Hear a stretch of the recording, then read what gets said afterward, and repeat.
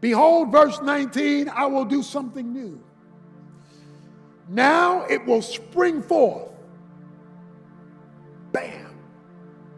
It's going to jump out at you. Will you not be aware of it? In other words, it could spring forth and you not see it. God could show it and you not be aware of it because you're so stuck in 22, you missing what he's doing in 23. You're so stuck in the circumstance that you're missing what God is up to. Will you not be aware of it? And here is what I'm going to do. I will even make a roadway in the wilderness and rivers in the desert. Okay. Let me tell you what I'm going to do. This will be one of the great restorations in the Old Testament. God is going to bring Cyrus from Persia. Cyrus from Persia, he talks about that earlier in the chapter. Cyrus from Persia is going to come and defeat Babylon.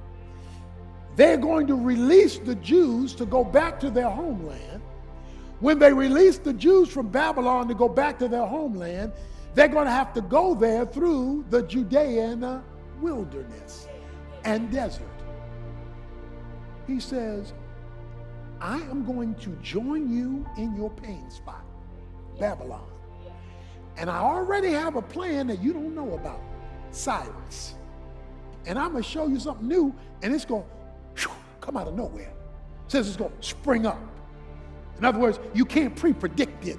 You can't know how I'm going to do it, when I'm going to do it, where I'm going to do it, because it's going to pop up. It's going to just pop up. You're going to go, whoa, where did that come from? But he says, if you're not beholding the Lord, your Redeemer, the Holy One, the Creator, you might miss the pop-up. He says it's going to spring forth, and what I'm going to do is I'm going to cut a road in the wilderness, and I'm going to give you water in the desert. Now, hold it, don't miss that. I'm not getting rid of the wilderness. I'm not canceling the desert. But what I'm going to do is I'm going to change the trajectory of how you get from where you are to where you want to be, even if it's a dry environment in which you got to do it. I am going to carve a road in the wilderness, and I'm going to pump a waterfall, a river in the desert. So you still may be surrounded by wilderness, you still may be surrounded by desert, but you're still going to be able to make the trip. And you're going to be able to make the trip because I am going to spring forth something you can't see now, but if you pay attention, when it pops up, you'll know I'm taking you from where you are to the next step of where I want you to be.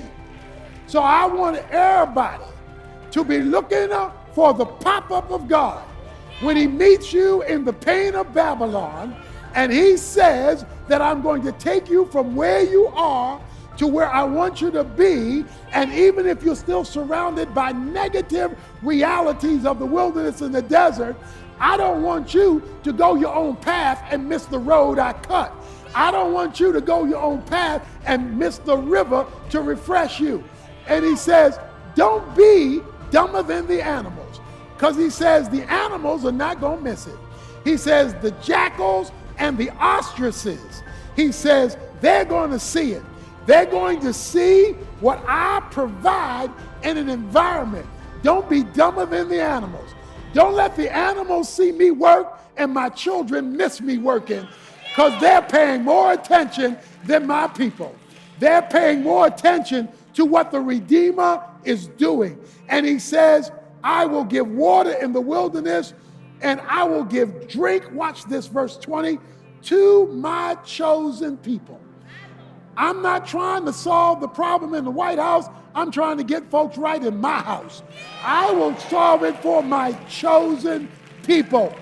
And then he says, the people who I formed for myself will declare my praise. He says, I am going to do this, but I'm not first going to do this for you. I'm going to do this for me, because I formed you for me. I formed you to give me glory. to give me praise. So let's back up. I brought you to Babylon because you were no longer praising me. You had gotten so secularized. You had gotten so stiff-necked. You had gotten so sedity that you didn't need me anymore. So I let the whole environment suck you up until you got to the point where you recognized you needed a redeemer, you needed a creator, you needed a Lord, you needed the Holy One. And now that I may have your undivided attention, because I sent you to Babylon for a purpose, I'm going to now release you to something new, but only if you're paying attention. And if you pay attention, and if you see what I'm doing, then I'm going to get what I should have gotten a long time ago. I'm going to get my praise. I'm going to get my praise. You didn't praise me then, but you're going to praise me now because I put you in a Babylonian situation, but you saw me cut a road in your circumstance. I am asking God in 2023 to give you a fresh reason to praise him, to give you a fresh reason to give him glory, to give him a fresh reason to lift up his name, to let you see how he cut through your negative situation, how he flowed through your pain, how he met you in your predicament, how he solved your problem, how he gave you hope in your hopelessness. But we ain't gonna wait to see the road. We're not gonna wait to see the river. We're gonna praise him so we don't miss the road or miss the river. So let's begin to get ready now to get your praise on, to give him the glory to his name. I want you to wake up all week long and I want you to start your day saying, I want to praise your name. I want to lift your name up. I want to give you glory. I don't see it yet, but I'm sure looking for something new. I don't see it yet, but my eyes are open waiting to see what you're going to do in my bad situation. God is looking for some folk who will praise by faith and not by sight. I don't see it, but I'm going to praise it anyway. I don't see it fixed, but I know who the fixer is. I don't see it changed, but I know who the Redeemer is. I don't see it created, but I know who the Creator is. And since I don't want to miss it, I'm going to get my praise on. I'm going to praise you in the morning. I'm going to praise you at noontime. And I'm going to praise you when the sun goes down. Heaven going to get tired of me because I'm going to give him the glory due his name. I'm not going to let the jackals outpraise me. I'm not going to let the lions and the foxes outpraise me. I'm going to give him praise because I need him when I face the wilderness of the new year. I want you to give him some glory today. And I want that to be